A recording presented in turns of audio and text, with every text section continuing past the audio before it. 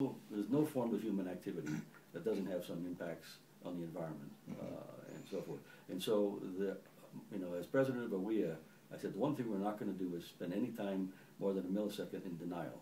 So we have to face up to the fact we have impacts on birds, we have impacts on bats, we can have impacts on habitats as we build roads through pristine areas.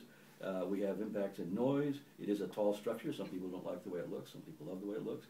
It also impacts the radar for defense and air traffic control. All of those impacts are quantifiable and they are mitigatable and they are very modest. First of all, there's no catastrophic impacts from wind technology. It's even hard to conceive of such a thing. You mean like a wind spill? Well, like there's no wind spill.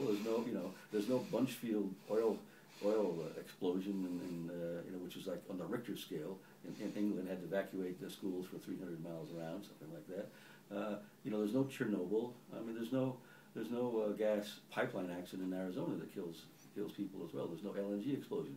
Now, this is just that way. I mean, the sad thing is if you have a serious accident in a wind park, it probably kills 2 or 3 people. That's a great tragedy, but there's no way you have a coal mine disaster or something like that. So it's really benign on the catastrophic risk scale.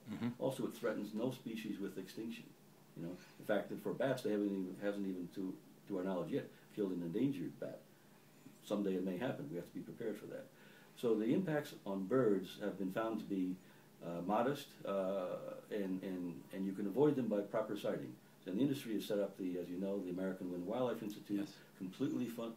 completely balanced governance of the board with environmental groups and industry people to try to make sure we never get into denial. We look at these things, we do the research on the background. So once again, if you're looking at the downside from this, it's people don't like the way they look, or if they don't like the sound or something like this, we can find other places.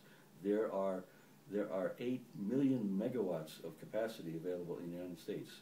If we get to 20% wind, that's 300,000 of those. That's only 4%. We can avoid 96% of the good wind land and still meet our objectives.